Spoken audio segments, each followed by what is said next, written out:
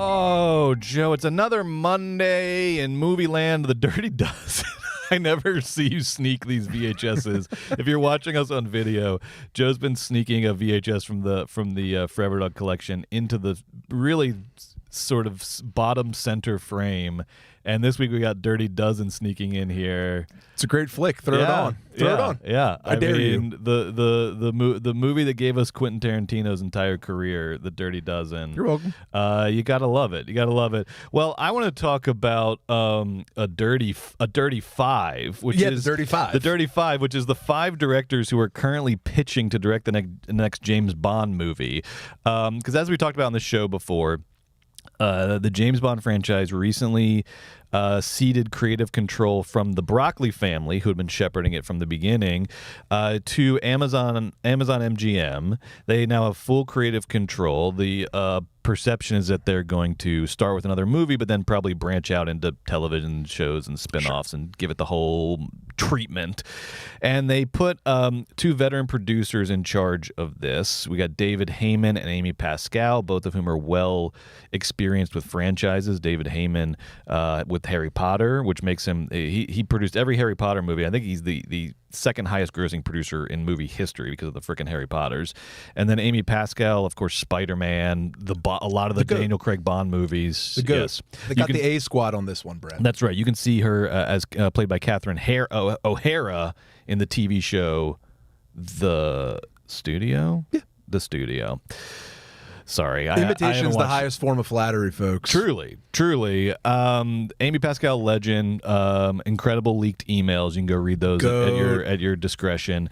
But I want to talk about I think there's some hateful stuff in those emails, but did she really? I think some pretty I just remember her getting emails. mad at people. I think some of those emails were pretty, Did she cross the line? She crossed the line? She's a fucking one of the great movie producers. All she crossed I'll the line. have to go reread Arrest her. The Amy Pascal canon. Arrest her. What would happen if somebody read your emails? Okay, all right.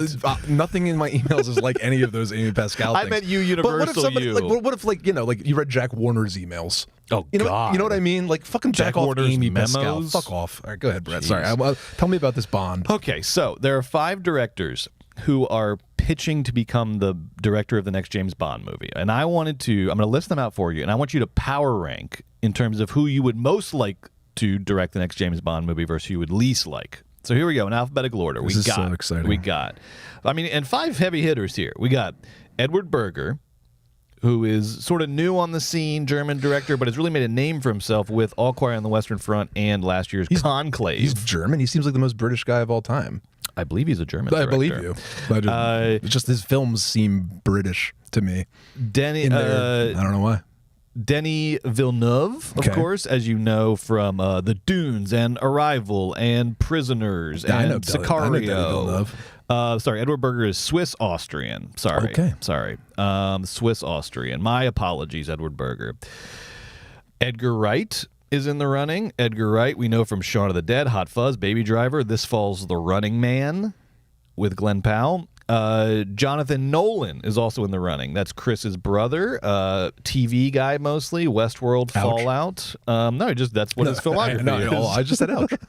And then last but not least, Paul King, who started out by directing. He directed every episode of The Mighty Boosh, the cult television series, British television series, and then has gone on to helm the Paddington franchise, Wonka, and he has a long-standing relationship with David Naiman, by the way. Okay. That's David good Heyman. intel. Sorry, David Heyman. Good intel. So, Joe, those are your 5 directors. Okay. Give me your power rankings worst to first. Number 1.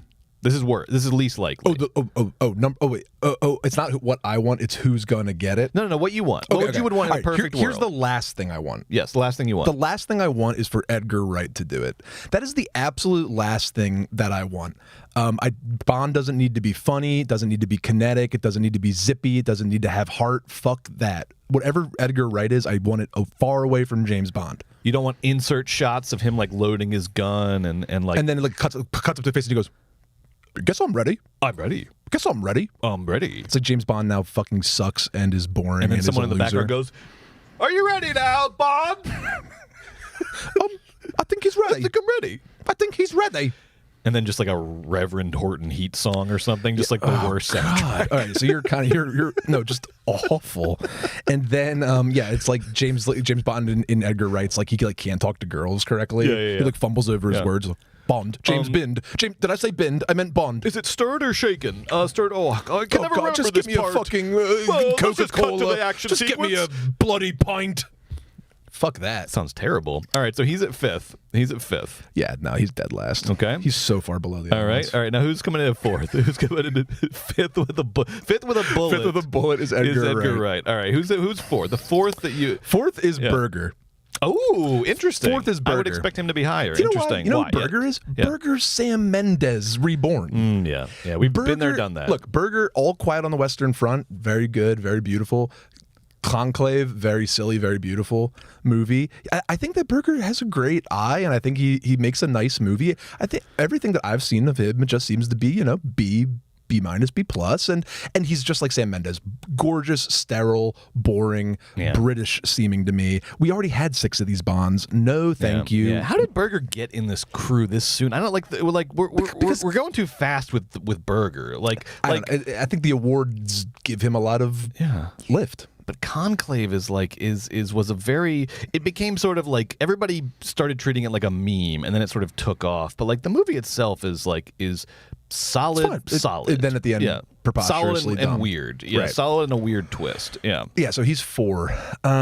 3 is gonna be. Wait, who was the first one? So there's Villeneuve, there's King, and Villeneuve, Paul King, and Jonathan Nolan. Okay, 3 is Jonathan Nolan. Yeah. They couldn't get Chris, so they're interviewing Jonathan. Do you think they're like, hey, Jonathan, so your brother's like definitely not interested? No. It was the other way. They were talking to Chris, and Chris was like, I'd love to come in, but I'm who you should talk to? My brother Jonathan. Yeah. No, but his assistant was like, they want you to do the next Bond. He's like, you give that one to Johnny boy. Jonathan's 3 though, and not 4 or 5. Kick because that down to Johnny. Westworld really went off the rails and wasn't really good, right? But other things Jonathan Nolan has been attached to have been good, and also Westworld wasn't good, no doubt. But at least Jonathan Nolan is a crazy guy, always striving and trying. Yeah. He's written some great movies. He's a big thinker. He seems to me like a really devoted, crazy guy who would give Bond interesting. some I like cool that. stuff. I like that. Because you know what you can say about Westworld? It was good for 120 minutes. It was good for the length of a feature film.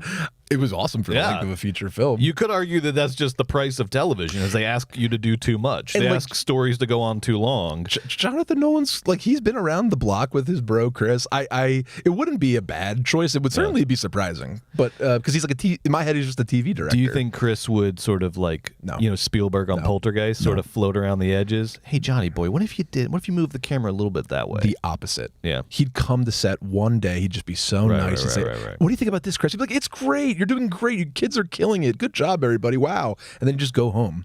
I think Christopher Nolan he wouldn't give it the time of day. He's the perfect. He's so professional, but he's also sadistically motivated. But he's so professional at the same time. He's not going to give notes. Yeah, you're right. All right, who's coming in 2? Who's runner up? The runner up is surprisingly Paul King. I love that you have Paul King this high because I agree. I think that's a very interesting choice. The care and attention that he gave to the Paddington movies has to be noted, right? They're very visually cool.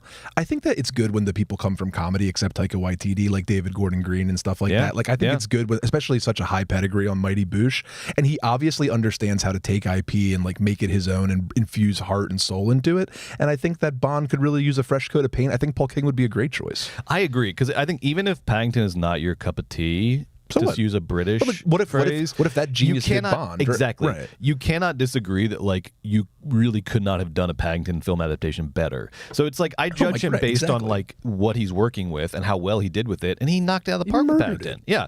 And Wonka made $1 trillion and made Chalamet happy, and there was a musical. He obviously has chops. Why not? I almost feel like this would be a nice reward for Paul King. It's all right. He knocked Paddington out of the park. He made, again, Wonka was huge, made tons of money. Give him Bond. He deserved it. It's his time. Why not? It's Bond 40. Yeah. The Amazon one. Fresh coat of paint wouldn't be the worst thing in the world. And fresh coat of paint. I think that's why I agree you have some of these other guys lower, is because Berger, Nolan, we're probably going to get a little more of the same. Paul King, who knows where we go. That'd be awesome. Funny but not annoying.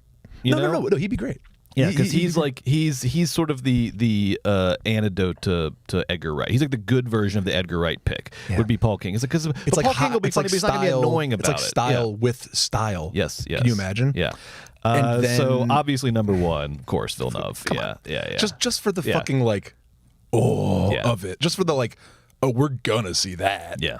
Just because that would obviously be the bee's knees. The vistas he would come up with, the widescreen shots he would come up with. Come on, it's not even a question. It's or would you like to have one of the greatest 3 living directors? Well, I guess what we'll try him. Yeah. We'll do him.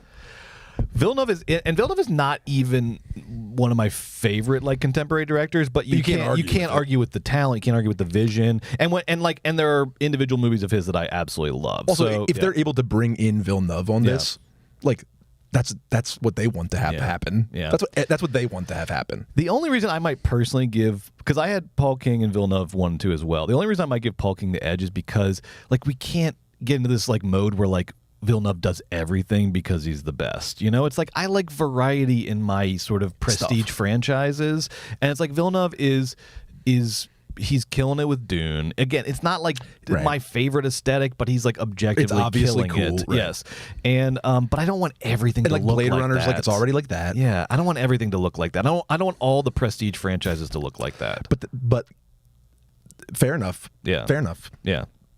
Fair enough, but I guess if I was in their shoes and Villeneuve said yes, I would have to go with Villeneuve. Yep. I wouldn't be no, I'm going to take a risk, and you know what? I'm actually going to outsmart everybody, and I'm picking one of these. It's if Villeneuve says yes, I'm fucking picking Villeneuve. And I mean, maybe Villeneuve, and I heard Villeneuve is front runner right now. That's sick. The word. I'd be surprised if he said yes. See, from Villeneuve's perspective, I would Mikey Madison say no. Right.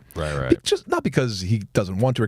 He already did Blade Runner. He how Coogler went and then he did Sinners. Exactly. Villeneuve, it's time to go do Incendies again. Yeah, it feels like you're due for one. You're ready to rock and roll. One of your own. But you know what though? When the going's good, the good's going. And Villeneuve's standing there honey, then they gave me Bond. What am I going to do? Say no? I'm making a fucking Bond. And the thing is, whatever. I'm thinking of Dune Villeneuve, but I would assume he would go back maybe into more of Sicario mode and give us or even Incendies mode and give us very sort of gripping, real, raw, global conflict circa 2025. A Sicario Bond would be cool. Yeah.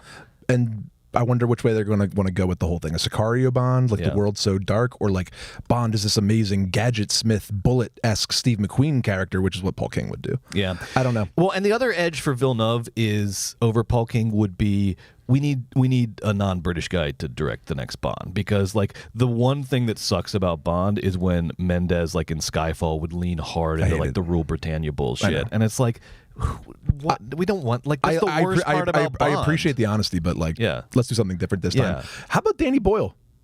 Ooh, there's a Brit with some. There's a Brit with something to say, with some chutzpah too. There's a Brit we saw this weekend in 28 Wheaties. Weeks Later. Well, speaking of, we got a lot to talk about this week, including 28 Weeks Later.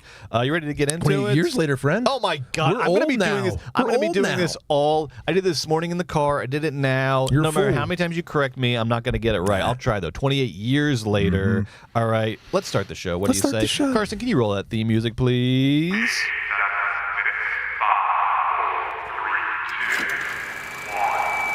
The backbone of this country is the independent film critic. The power of movies must be protected. The best thing about movies is the feeling they give. It's a feeling I want to feel every day. Movies, baby! Movies, baby! Movies, baby! Movies, baby!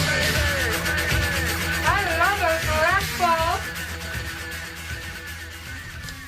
Welcome to Movies, baby. I'm Joe Cilio, a.k.a. the Philly Movie Freak, and I'm joined by my co-host, Brett Boehm, a.k.a. the Georgia Movie Dog. Welcome.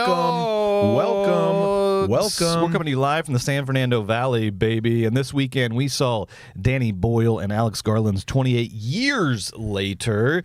Plus, I saw the new Pixar original Elio. We're going to give you the lowdown on all that, tell you what we thought. How was that? And then in the second half of the show, this is for Patreon subscribers only, we got a very exciting weekend of Bergman's for you, the show where we pit art house movies versus popcorn movies and have to tell you which one we thought is better, and we have to be honest. And this week, it's the daddy issues week, baby, because it's Martin Scorsese's Last Temptation of Christ versus Field of Dreams. Field of Dreams. There's a lot of daddy issues. There's a lot of other stuff. There's a lot of various kinds of psychological turmoil going on in these movies. There's so much stuff. And what's crazy, Brett, is how basically these movies are the same. Yeah. They're basically two versions of the same story. And we'll talk more about that on Bergman's. Fathers. You come to Bergman's, we talk about that then. And that is only on Patreon, patreon.com/moviesbaby with 5 Ys. You can just keep watching right after the show. That's right. Just slide right into Weekend at Bergman's. Start with a 7-day free trial. See what you think. Go from there. We got a lot of good stuff over there. It's the full experience. If you like what we're doing here, get the full experience over at Patreon. But first, before we talk about the movies, we got to talk about the money. Carson, can you show me the money, please? This is last weekend's box office returns. Bang, bang, George Niang. A weekend of good news and bad news. Let's start with the good news. Let's just go in sequence here in order if we can, because How to Train Your Dragon from Universal remains in first place for a second week with 37 million domestic. That is just a 56% drop, which is pretty good. You know, anything under 60% is generally considered good, particularly when you have a strong first weekend. Now, I will say this is the steepest drop in series history, in How to Train Your Dragon series history. But that's probably the Elio effect. I guess that's Elio's one win this weekend. is that it gave How to Train Your Dragon the steepest drop. I call it the Lilo and Stitch effect. Yeah, and Lilo and Stitch is still there at 4. But nevertheless, the news is very positive for Universal and How to Train Your Dragon. They're up to $358 million worldwide on a $150 million budget. That is well on the way to profit. Now, next week, F1 is going to be taking all the IMAX screens from How to Train Your Dragon, so it might slow down a little bit, but it's still well on its way to being a success. And I just want to say really quickly, I've said it before, fucking supply problem. Somebody is going to get the idea to start building premium large format only theaters, more IMAX screens, and they're going to make a fucking boatload of money. Why don't you do it? Maybe I should, honestly. I should. Because we see this every week where it's like, How to Train Your Dragon would keep making money on IMAX, but we had to give the screens to F1. Build more fucking screens. F1. Isn't this some free market economy? Supply and demand? That's what I always hear. So the demand is there, and the supply is lagging? Come on, Adam Smith. What the hell's going on? I'm going to start calling you Adam Smith. Now, Joe, we're going to get more live-action movies from Universal as a result of this. Yeah. So I want to ask you quickly before we talk about the next two entries in the box office returns. What would you like to see next from Universal live action? Minions. Obviously, Minions. I don't know how. I don't know what that is. Maybe you do like a Julie Taymor Minions, you know, with like a big puppets, that kind of a thing. That's what I want, Brett. So you want Steve Carell to dress up like Gru, and then Minions like sort of CGI'd around him, or like real people in the Minion costumes? You are not listening. Okay, I want Julie Taymor to direct the Minions movie. I want everything to be practical. I want everything to be stagecraft. I want giant puppets. I want paint. I want movement. I want Shakespeare. Like the Lion King musical, but Minions. Yep. Okay, great. Because we also have, they have Shrek. They could do live action Shrek. Okay, I'm interested in that. Or Puss in Boots with Antonio Banderas. Put a little cat whiskers on Antonio. Let's just make sure we all know that they will do that. They should. Yes. They will. That is happening. You know the live action one I would like to see, a recent animated hit from them, is Dogman, which would be, because it's like a Frankenstein together. They put like a dog's head on a human cop's body. Enzo watched it on an airplane. He loved it. It's a great movie. Yeah. They should do live action, and maybe they can make it sort of like a horror movie. Think about it. Fun. Think about it, Universal. But yeah, we're gonna get more live action from Universal. They stole Disney's playbook, and now they're running away with it. Now coming in at second, this was great news. 28 years later, Shout out, 30 million domestic, another 30 internationally for a 60 million opening weekend on a $60 million budget. It's always good news when you make your production budget back opening weekend. This is Danny Boyle's biggest opening ever. This is the franchise's biggest opening ever. Big congrats for what is a challenging horror movie. This is not, like we saw Final Destination Bloodlines do really well earlier this year, but that has sort of a levity to it. This is a challenging horror movie, and it did really well opening weekend. And if you haven't seen it yet, go see it now, because I am a little worried about this movie's tail as it goes on, because this weekend we have Megan and F1 coming out, which is going to sort of eat into its demographics on both sides. Yeah, but like they kind of already won. Yeah, Sony needed to know that this was not only going to be their like lead film this year or good IP, they need to know it can start a trilogy, which is what they are trying to do, a la, what's that Rennie Harlan piece of shit? Oh, Strangers. Strangers, yeah. A la Strangers. So it's a reboot into a new trilogy. It's a reboot into a new trilogy. And, I mean, you can't beat it. $30 million opening Great weekend. opening weekend. Great reviews. 60 worldwide cume. This was perfect. Yep. This thing was perfect. Great movie to see in theaters, too. If you haven't seen it, check it out this week. Now, the bad news, coming in at third, was a Pixar movie coming in third opening weekend. Is unheard of, but unfortunately, Elio, this is the lowest opening for a Pixar movie ever. 21 million domestic, only 14 million international for a 35 million opening weekend on a $150 million budget. This is rough news for Pixar, specifically. It's rough news for Disney. This is rough news for Disney. This is rough news for the future of Pixar doing originals. Now let's break this down. Let's break this down a little bit. Why did this happen? Why did Elio fail and bite it so hard? The immediate obvious answer is that really poor sort of release planning, really poor release timing. This thing is coming out the week after How to Train Your Dragon, which was a massive hit, and as we saw, continued to rake in its second week. You also have Lilo and Stitch. I mean, it's another Disney property, but Lilo and Stitch hanging around, still picking up 10 million this weekend. And so the release timing was not smart. Parents have been taking their kids now to the movies for, like 2 out of the last 4 weekends. Right. So we can skip a weekend.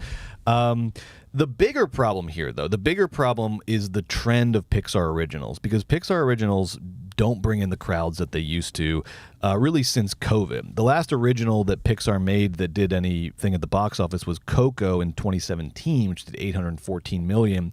Since then, no Pixar original has made over $500 million at the worldwide box office. Now, COVID did really COVID screwed them, and then they screwed themselves by leaning hard into like a Disney Plus streaming first strategy.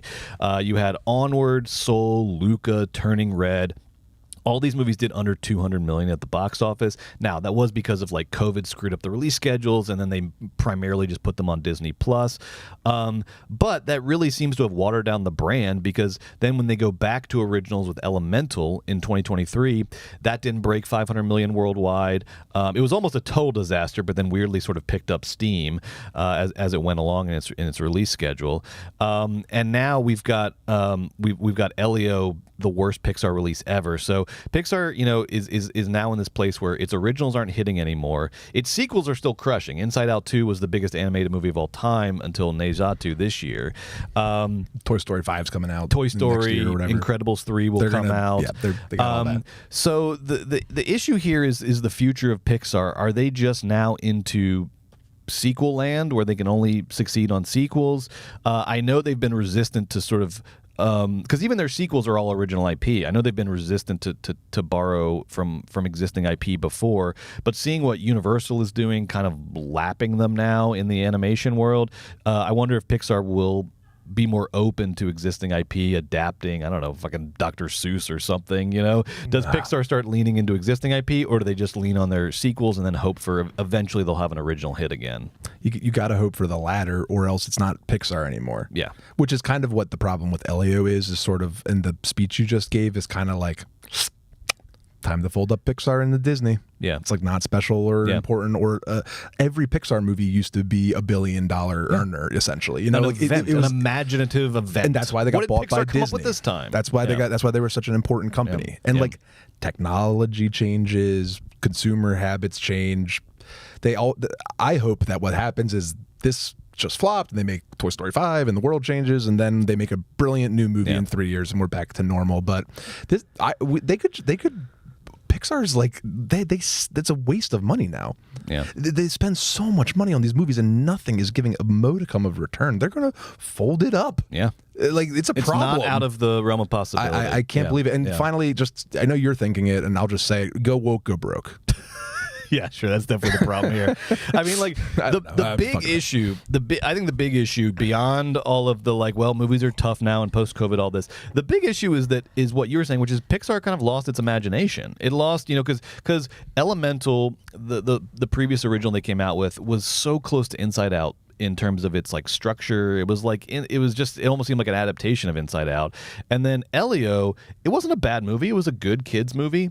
It was a very generic kids movie. It did not have nearly the kind of imaginative risks of a Ratatouille or a WALL-E, or I mean even like Cars is like on a different level in terms of like imagination than Elio is. So it seems like they're getting a little spooked by how poorly the originals have done, and now they're playing it safe, and that's like the death spiral. Because like you said, Pixar's whole brand is like big, imaginative, only they could have done it movies, and it's been a while since we've gotten one of those from them. Leadership changes, culture changes at Pixar, like kind of sad. We all really like, and Pixar is one of the great sort of imprints, studios. Yeah. They make really good movies. It kind of sucks. I hate that Elio bombs. I know. Shit. And a lot of it is sort of Iger's machinations at the top as well, because I think, apparently the inside scoop is that they always knew Elio was not going to hit, because Iger did that thing last year where he had that power struggle with the board and with Nelson Peltz, and so he was releasing all of the surefire things last year so that he didn't have bad press, and so that everything looked like it was going well at Disney, and he was pushing all of the questionable movies so to he next put Snow year. White and Elio, which Yep. should have given us all a heads up, and it did. He didn't see any winners here. No. And look, so they're just burying it. So like whatever, Lilo and Stitch, billion, billion. They're bury Elio, But Pixar specifically, they don't get to just say, hey, Disney's having a great year. They got to like go to work and answer for their fucking sins. Yeah. I'd be scared. Come on, Pixar. Come on, Pixar. You got it in you. Let I don't know. Brad Bird, get him back in the mix. I don't know. They'll figure it out. He left directing. He's not directing Incredibles 3 anymore. He's working on some long-term passion project. But I don't know. Get the brain trust back together. Think of something. Or get a new brain trust in there. But like, it would suck to like lose Pixar from the film ecosystem. That would suck. This is stupid. Yeah. This is dumb. I feel like they should be lapping Illumination, and they're just absolutely not. I know. Weird. Because Illumination's playing a very simple playbook, and they're Despicable winning. Me. Yes, yeah. Just now, live actions and sequels. Right. Also, wanted to shout out Materialists had a nice second weekend. Only a 48% drop. It's up to 31 million worldwide. Unlike its fucking friend Ballerina, which in its third week is just plummeting. Yeah. 4.5 Bad news million for Lionsgate. for $51 million domestic there. Not great, but yeah. Good job, Materialists, hanging in with 5.8. That's almost 6. If that's what it was the opening weekend, we'd be like, a little soft, but pretty good for Materialists. It's good. Yeah, and only like less than 50% drop. I mean, that's impressive. That's word of mouth. There's a lot of like it hit sort of like meme critical mass. There's a lot of like viral stuff going on around the thruple and would you prefer Pedro or Chris? Blah blah. Which is what you want from a rom-com. Which begs the question: would you rather want Pedro or Chris? And I think we all can think about that all day. I'm taking the money. Pedro all day. Yeah. Oh yeah. Sorry. Yeah. Was that an option? Pedro. Yeah. Is Chris even an actual option? Or are you being serious? No. Yeah. No, Pedro. Yeah. He looks like Pedro Pascal. Yes. And he has all the money in the world. And then Yes. Chris Evans looks like Chris Evans. That's good. Yeah. $0. Yes. Just once every 4 years. Okay, well, I guess on Pedro. I mean, what's the... Once every 4 years, you just don't ask Pedro who he voted for. And I'm talking about the character. I'm not talking about Pedro Pascal. I'm talking about the character in The Materialist. Just once every 4 years, just don't ask him who he voted for, and then just let that money roll in, baby. You just cancel out his vote every 4 years. Who did Chris Evans vote for? You know, good question. Good question. Who knows what he voted for? Yeah. Or he wrote in Fetterman for president. Cool. He was drunk. All right. Also, shout out to Lilo and Stitch, currently at 910 million worldwide. Will it make it to $1 billion? Will it be the first $1 billion picture of the year? I don't know. This is the tough part when you get down to the final stretch. And also, final shout out from our box office section. Big shout out to Warner Brothers and Sinners, because they continue to crush. Now they're crushing the theatrical into streaming. Because did you hear they're debuting on Max on July 4th? I was like, finally, somebody has their fucking head screwed on straight. This is an intentional release plan, because all we've been talking about the past couple weeks is how bad F1 screwed up by not being on Father's Day, how bad Elio screwed up by coming right after How to Train Your Dragon. This is a fucking release plan. You nailed theatrical, and now you're nailing streaming. Wow, Brett, these clowns were out there dancing on my guy, the Warner Brothers' graves earlier this year. Clowns, us included. Clowns, big clown face on this guy. I'm the meme with the big clown face. Clowns, all of us. Warner Brothers is eating our lunch. And their marketing department, their fucking crown jewel. Sorry, Zaz. Winner, chicken dinner. Give that marketing department all the money in the world. Well, now Smarties. they're going to be. Now it's like, well, I mean, we can't get into the Warner Brothers separation. I just want to shout out Sinners, but there's a lot going on. I just wanted to do a little dance for Warner's. We'll catch up. We'll catch up with Warner Brothers later. It's my favorite studio. Yes, I don't know why. I guess because they're the only movie because the Animaniacs live in the fucking tower. That's right. That's why. What do you want to talk about? Some new movies this week? Yes, more than anything. Right, this is what I really want to talk about. More than anything. Let's start with 28 Years Later. Now, this is the third installment in the 28 Days film series. We had 28 Days Later, then 28 Weeks Later, and now we got 28 Years Later. This one, however, 28 Years Later, features the return of the crew from 28 Days Later, the original. And look, this is no shade to 28 Weeks Later, which is like a perfectly fine horror sequel. It's good. I liked it. Yeah, I like it too. But it was really nice and energizing and exhilarating to see the return of this crew from 28 Days Later, because what a crew they are. Director Danny Boyle, writer Alex Garland, heard of him? Yeah. And then the return of DP, Anthony Dodd Mantle. So that whole team is back now. It's like the Sex and the City reboot. It truly is like that. Back. It's exactly like that. And you had Cillian Murphy EPing. Apparently he might show up in the next installment, which is coming out in January. So really this felt like a spiritual sequel to 28 Days Later in a lot of ways, stylistically and in terms of the personnel. Now this movie stars Jodie Comer, Aaron Taylor Johnson, Jack O'Connell from Sinners, having a hell of a year, Alfie Williams, he's the kid, the newcomer, and Ralph Fiennes in a scene-stealing role. That's right, Voldemort himself. Voldemort himself is in this movie. Now, we pick up, as the title suggests, 28 years later after the rage virus has ravaged Britain, but it has been contained to the British Isles. Essentially, the rest of the world is going on like normal. They all have cell phones and the internet and everything. They just put boats around Britain, and they just left it to die. And if you survive, great. Yeah. And if you take 1 foot off the island, you're getting your fucking head blown off. That's right. And awesome setup. Great setup. And so the British Isles have sort of classic Danny Boyle. Like, yes. It's just so important that this is Britain, by the way. Oh, just to like set it up top. Oh, like yes. it's perfect Deeply for the storytelling. British movie. Yeah. But like I just love Boyle's Britanisms. And specifically, like he's really delving into folk horror in this. You know, it's less of the sort of like techno-urban sci-fi of 28 Days Later, that sort of feeling, like Matrix era sort of sci-fi, and we're now back into sort of like folk horror Britain, like this is almost like Wicker Man sci-fi. The Northlands. Yes, the Scottish Highlands.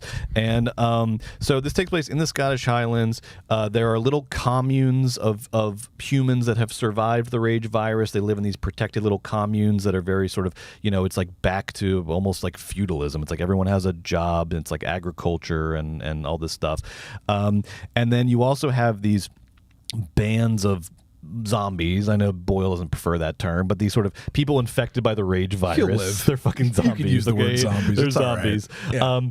Yeah. But because we had seen in 28, in the previous installments, that a lot of the original zombies just died of starvation because they just turned into zombies and then like couldn't find a food source. But I love that in 28 years later we have these surviving like roaming packs of zombies who have become almost sort of like animal tribes. Zombies have like evolved into different kinds of zombies, and they have their own cultures and communities as well. Kind of. They have like alphas, and they like hunt in packs, and it's like it's awesome. It's and there's also slow zombies that are like big crawling and they're fat like zombies covered that in are like viscous. wah, And it's wah, wah. disgusting. It's really cool. So Joe, that's the premise and all the personnel and everything. We've done the business. Let's get to the fun part. What do you think of this frickin' movie? Do you like 28 Years Later? Oh yeah, I really like 28 Years Later. I mean, what's not to like? Like 28 Years Later is a ride. You know, it's first of all, the team was awesome. I think I'll start with some of my favorite things in the movie. Number one was the editing and the filmmaking. Yes. Danny Boyle's camera work was electric. When it was, because now Danny Boyle doesn't, I don't know, he's untouchable. He's like a icon in his own right. He's going to have a career forever. I'm sure he has plenty of money. I don't know. He just felt so liberated. So he's doing like IP, which is kind of his own, but he's doing a trilogy. He's doing his third film, but he's bringing so much energy and youth and vitality and passion and fun to the filmmaking, and him and his editing team and his cinematography team, they have a ball with this movie. And Boyle just feels totally Train Spotting Boyle. He feels like he's just free. And so for the first half of the film, I felt free too. I was like so relieved to watch a really talented director just like not give a shit about you or like what it's supposed to be like, or it reminded me of, you know, the editing of of a French New Wave film, the way that he would, but like way more kinetic and violent, and way quicker. I just found it to be a relief to see a horror movie, which we see so many of. And the real sin of the horror movies output is the cinematography. Like every time somebody takes like any sort of risk, we're always sort of celebrating it. So to watch like a master not take a risk, but like be himself fully via this horror movie was so exhilarating. My pro goes to Danny, and my con of the film surprisingly goes to my boy Alex Garland. So Alex is my guy. Civil War was one of my favorite movies of last year, and I love his films. I love Ex Machina. I love Men. Annihilation. I love Annihilation. I like Alex Garland. I like 28 Days Later. You know, I like Alex Garland. He's a great filmmaker. Yeah. What a weird little trilogy Alex Garland has here with Civil War and then Warfare and then this 28 Years Later. It really is three different cracks at the same bat for Alex Garland. This sort of road trip war trauma film, sort of like let's enter the apocalypse and we'll have a apocalyptic road trip to the end, and where Civil War ends in some version of victory but also calamity. 28 Years Later ends in some interesting like spiritual upsides of the apocalypse, let's say, without spoilers. He's more interested in he's sort of like post-worrying about it in 28 Years Later. And now for this third sort of iteration of the same story, he's you know, learned to love the bomb. He's like accepted it. And he says, we're going to die. We're going to be annihilated. The bombs are coming. It's all a wrap. Everyone's going to be crazy. But there is this weird hope. But you know what, Brett? I disagree. And I did not like that about it. It's not like I hated it or I thought it was bad. I thought it was interesting and awesome and good. This movie's really good. But I think in the second act of this movie, Garland and his ideas and his sort of continuing explorations of human violence post-apocalypse, he gets, you know, I don't know. He does something different, but it also sort of felt the same, like pacing-wise, the tricks that he uses, his screenwriting tactics, sort of like I knew sort of some of his moves. And I feel like Danny Boyle and all the things I was talking about up top with the kineticism and the energy and the use of montage and the use of exciting and exhilarating film techniques, a lot of that kind of goes by the wayside in the second half of the film. And the second half is really about Garland, his script, Jodie Comer's performance, and sort of overcoming tragedy and death. And it's not like that wasn't fun or good or needed or interesting. It's that I just didn't like it as much as Civil War, essentially. And I didn't love it as much as the first half. That being said, a lot to love in the second half of that movie. Totally cool, very effective. And then at the end, it sets up this trilogy, or it like suggests that there's going to be more story to tell, and it does so with like a big heart. Oh, God. It does so with a big heart. The ending is so fun. It's so funny. Out of nowhere. It has this like awesome thing, and like there's no horror sequel I'm more excited for than 28 Years Later 2, whatever. Right? I thought I was excited for this one. I'm so excited for the next one. I have no interest in shitting on this film. I just wanted to quick explain. I think you bring up a good point. I think the only reason it worked for me, and I'm a little less of a Garland stan than you, but I think the reason it worked for me is I understand not being ready for like the post apocalypse rationalization of like that this movie is doing, where it's kind of saying it's okay. Let's just sort of meditate on the inevitability of death. It's part of life. It's like we're all in the thick of the cool apocalyptic cultural moment, Mm-hmm. so we might not be ready for that. I think the reason it worked for me is because it was connected to the concept of memento mori, and so for me it sort of plugged our cultural moment into this, like into the history of human civilization. You know, it's like the humans went through the Black Plague, and they went through, you know, this and that, and the fall of the Roman Empire. It's like, and memento mori has been the thing that has sort of like given us some sort of like it's like a hopeful pessimism that humans have sort of practiced throughout the civilization and throughout the history of civilization. So I just thought it connected our cultural moment to sort of a more ancient tradition of just sort of like humanity's like resilience and like their awareness of death and their honesty about death, and that being honest and aware of death can be sort of like a balm in like tough times or in difficult times. So I thought it worked all right, but I also understand, like, I agree with you, though, that it did get a little bit more about the monologues and the speechifying in the second half and less about what Boyle and the DP, Anthony Dodd Mantle, were doing in the first half, which was so electric. And I was just more interested in what they had to say, and I think it's because what they have to say about filmmaking and about horror movies and about it's just a little fresher, and Garland has been, like, the man of the hour for a minute now, and I kind of am familiar with we're good with Garland. I'm familiar with it. We got you. You're brilliant. We have Garland's take. You're brilliant and beautiful. Yeah, I understand that. And I think that you're wonderful and genius, and obviously I'm glad that you wrote the movie.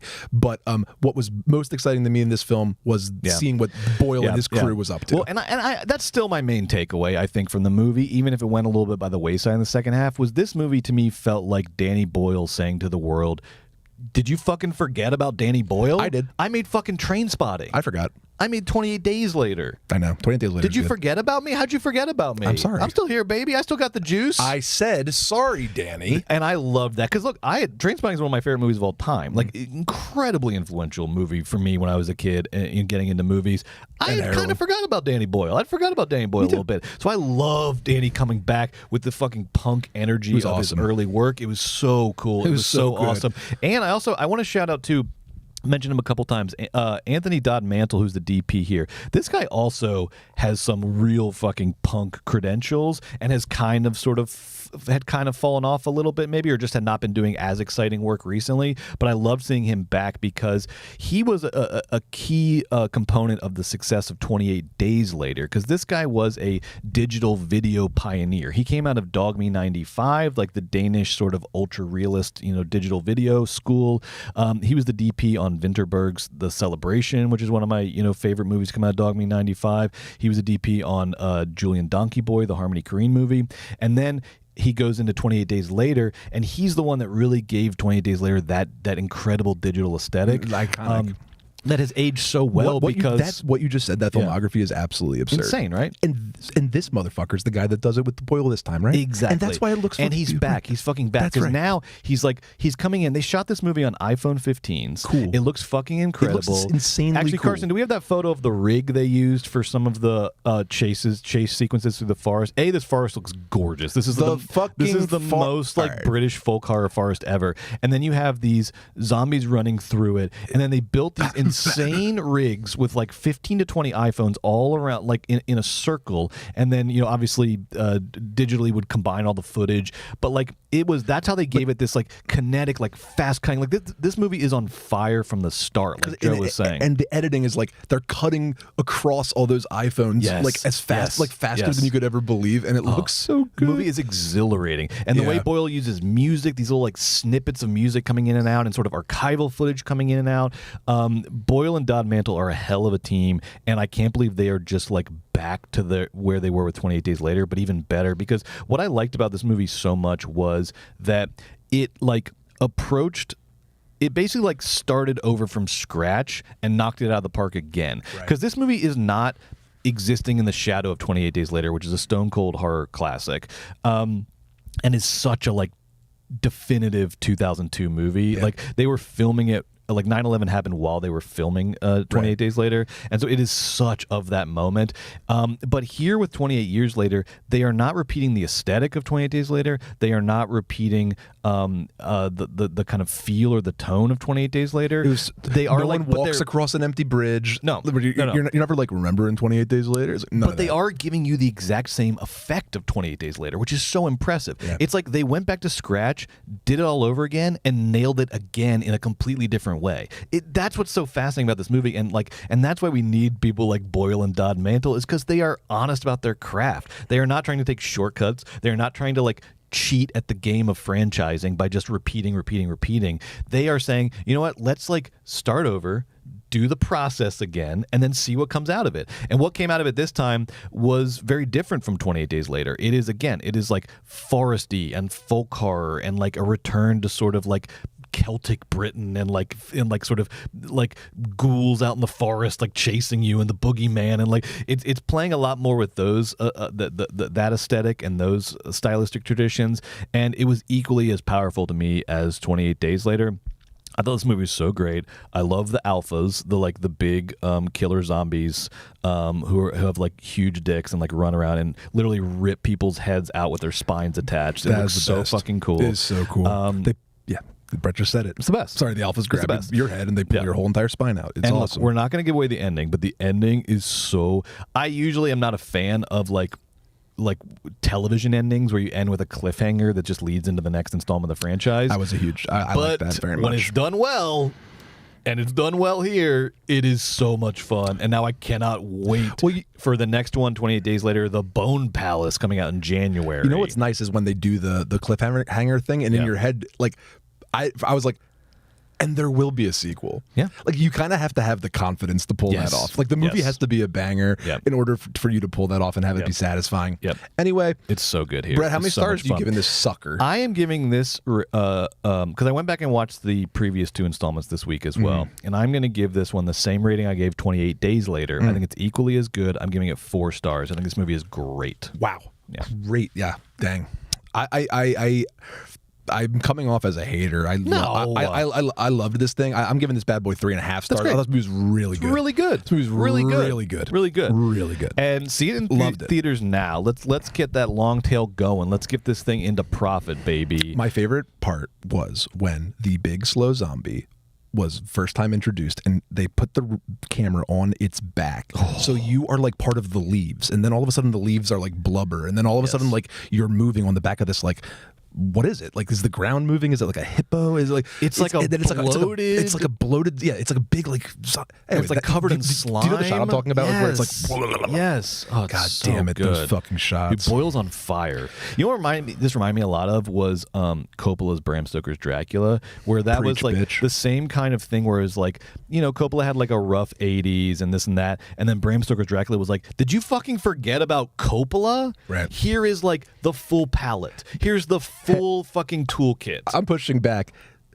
How dare you? You're you're abandoning Christ at the end, and you're saying, I remember that part in last. I don't know Christ. I never met Christ. What am I overlooking? Yesterday, your favorite movie. Okay, so I am a Yesterday apologist, and I will come out on record as a Yesterday apologist. Okay. All right, I just wanted People to put it out there, dude. Loathe this movie. They think it's so corny and stupid. Here's the thing with Yesterday: is this is the one where one guy wakes up and only he remembers the Beatles. That's the point of that's the plot of the film, right? It is the plot of the film. Okay. Here's the thing about Yesterday, though. In my head, it's a Richard Curtis movie. It's not a Danny Boyle movie. Richard Curtis wrote the script, and it's very yeah, and Danny Boyle came in and just made for you then. Well, yeah. So Danny Boyle came in and just did a Richard Curtis script and didn't really do a lot of Danny Boyle trickery with it. And so yes, he directed it, but to me that's a Richard Curtis movie. That's the only reason I'm not bringing it up in this context. But I do. Here's the thing with Yesterday. I like it, and I'll go on record saying I liked it, You've seen it 3 times. Yes, it's just a really feel good movie that I enjoy a lot. Okay. I also I think people's criticisms of it are totally valid, but it's for you. You like what you like, and I really thought it was very sweet and moving and has great performances in it, and it's just a true. And I just I love a Richard Curtis movie. I love About Time is amazing. Yesterday, Richard Curtis just continues to have a great career. We just sort of have forgotten about it. So does Danny Boyle.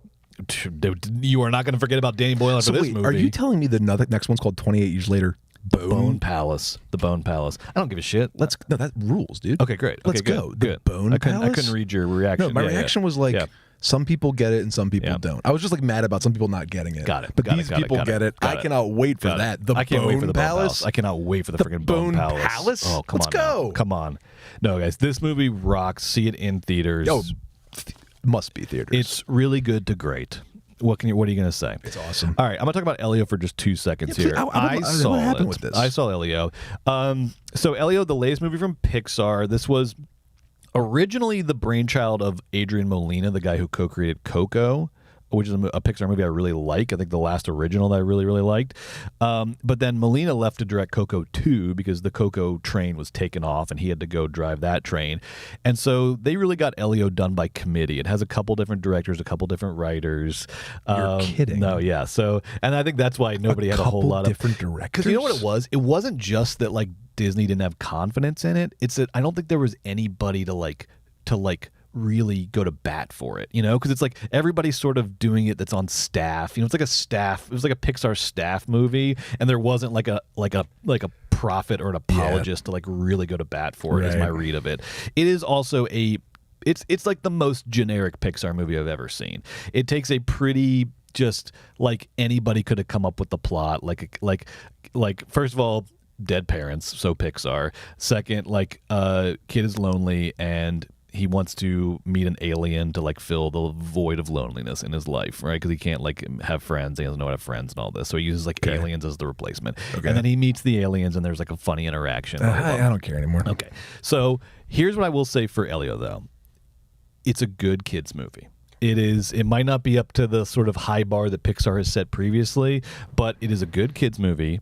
The big upside for me, it is very much a kids movie. It is very, very much a kids movie. I know the Pixar adults get so freaking incensed online when I say these movies are for kids. This one is definitely for kids. Okay, this is the kids. Brent. I know they are, but this one, even the Pixar adults can't come at me, and I think that's great because here's what I'll say. And Pixar, if you're looking for a little marketing boost for week 2, I'm going to give you something to put on the poster to put in the commercial. Okay, I have taken my 3-year-old to movies in theaters since he was very young. He's seen a lot of movies in theaters for a 3-year-old.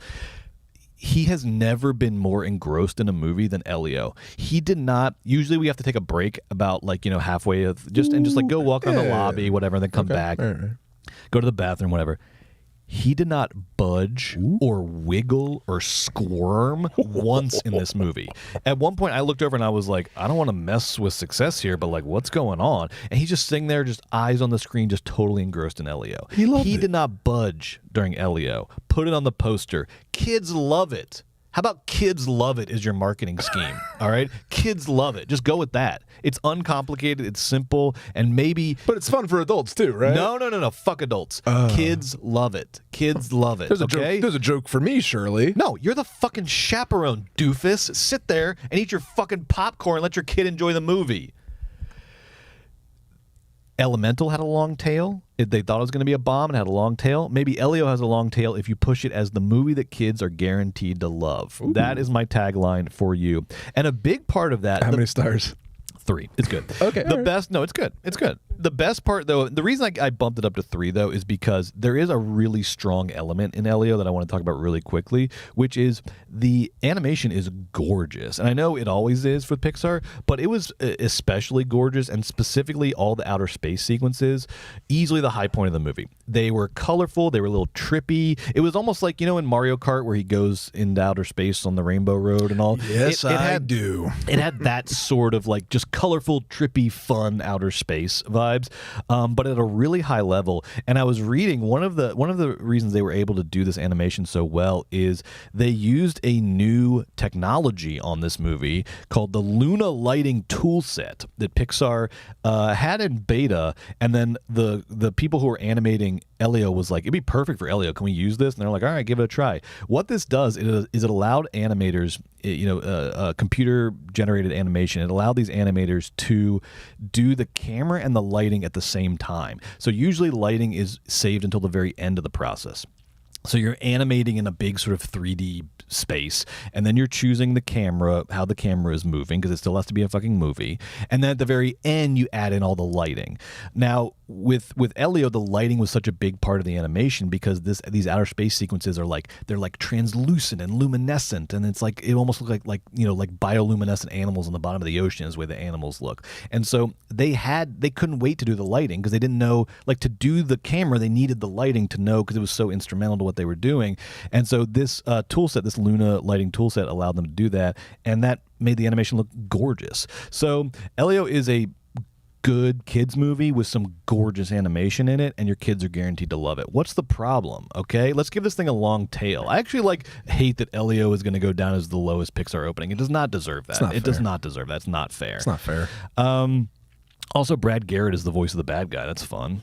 Yeah. I mean, maybe that should be the marketing for the long tail. Yeah. Sorry, did we not make this clear? Brad Garrett's the bad guy. Yeah, Brad Garrett's the bad guy. He's like a slug in like a Mecha Godzilla suit. I'm sorry, did we not make this fucking clear? Yeah. Brad Garrett's the bad guy. There's for parents. You recognize a voice from Everybody Loves Raymond, and you can sit there and shut the fuck up while your kid enjoys the movie. Maybe that's why it fucking bombed. Shouldn't they have gotten some celebrities to do the voices? Dude, there were not enough celebrities. Yeah, well. We get so much vitriol. We get vitriol for a lot of stuff. We get so much vitriol whenever we dare suggest that kids' movies are while parents can enjoy them, are fundamentally for kids. When I said that about How to Train Your Dragon last week, oh my God, the people that came for me online. Well, don't worry about them, Brett. They're insane. I love the fight, though. I love the fight. You live for the fight, I dog. live for the fight. I love it. Come at me. Hey, Give me your worst. Look at this. You know what a big fight coming up is? What? Field of Dreams versus fucking Last Temptation of Christ. That's right. Here we go. It's Daddy Issues Week on Weekend at Bergman's, only on Patreon, coming up next. And then next week on Movies Baby, we've got, oh boy, look at this. Look at this. The summer is here. This is good. The summer is here. This is good. F1 is coming out. It should come out on Father's Day weekend, but it's coming out now. I'm psyched for F1. I'm fucking psyched I am for F1. fucking pumped for F1. I cannot wait. I know what I'm going to do. I'm going to sit where I saw Mission Impossible. I'm sitting front row. Front row center IMAX. Front row center IMAX with the big ravine in front of me in City Walk, and I'm watching the shit out of F1. It's going to be like Final Destination 4. You're going to get the freaking tire right in your face. F1, and then we got Megan 2.0. This looks like the biggest piece of shit of the year. Can't wait. Yeah. I'm excited, but I'm excited because I want to come in. I want to come in and rip this piece of shit to shreds. Yeah. So I hope it sucks. We'll see. The trailer has not. The trailers, they did not cut a good trailer for this. So maybe there's a movie in there somewhere, but the trailers have looked like garbage. The trailers, I know. I feel like it looked like a promotional campaign for like Coca-Cola. It was like Megan and Coke have teamed up to do this fun thing. I was like, this is the trailer of the movie? It just has it doesn't have the vibe of like a sort of like a second tier like promotional thing. It's like this is the trailer. Yeah. For Blumhouse's biggest release this year. Not into it, but right. This I am into. Yes, Eva Victor, our old pal from the New York comedy scene, had the hit movie coming out of Sundance, Sorry Baby, got picked up by A24, and it's already going to be in theaters next weekend in limited release. We'll try to see it, TBD, it depends on where it's playing, but we'll see it eventually. I heard it's great. I cannot wait to see it. That poster's great. That cat looks adorable. Now, next week on Weekend at Bergman's, It is Police Week. Yeah. Because we've got Police Academy. We got Cops on the Brain. I don't think I've ever seen the original Police Academy. I have never seen Police. They did Yes, I have. I'm not hallucinating this, right? I think they did an animated version of it that I watched as a kid. That I do not know. That we'll learn about for next week. We have to go figure out how many. They did like at least like 6 sequels. No. They did so many Police Academies. Okay. Police Academy movie. We'll figure it out for next week. How many Police Academies they versus. did. I'm gonna do a deep dive into the Police Academy franchise. Maybe we should rank them. We will watch them all and rank them. I feel like after the first one, four's really good. Honestly, four is really good. 4 is a little better than 3 because. They did 7 of these. And they did 7 movies, and there was a television series and an animated series. Police Academy is a massive franchise. 7 movies, a live action TV series, and an animated series. Let's buy the IP. Fucking Police Academy. And then versus Errol Morris's Thin Blue Line, one of the great documentaries of all time. We'll see. But, I've seen it a bunch, and I love it. It's great. It's vulnerable. What if Police Academy is good? What if it cracks us up? What if it cracks us What up? if it cracks us up? What if it makes us laugh? What if it cracks us up? What if it makes us laugh and the power of laughter defeats Errol Morris's one of the best documentaries of all time? We'll see. That could happen. Literally freed him from wrongful imprisonment. Yes. We'll see. We'll see. We have to look. Here's what we have to do: is we have to be honest. And what I'm saying is like I'm ready to say I'm ready to wide open for Police Academy's taking. Police Academy I like Thin is Blue better Line. than Thin Blue Line. We will come in here next week and we will say it, and then we will face whatever backlash results because from that. Thin Blue Line, it's really good. But we have been inundated with true crime for the past 20 years. True. So much of it, and like this is going to be like going back to square one. It's going to be so slow. Interesting. All right. I don't know. All right. Stacking the deck for Police Academy. Now, in just 5 minutes, though, we are going to be pitting Last Temptation of Christ against Field of Dreams, but that's only on the Patreon, patreon.com/moviesbaby with 5 Ys. I'm very excited for this. We got to get into costume. We'll see you there. Bye.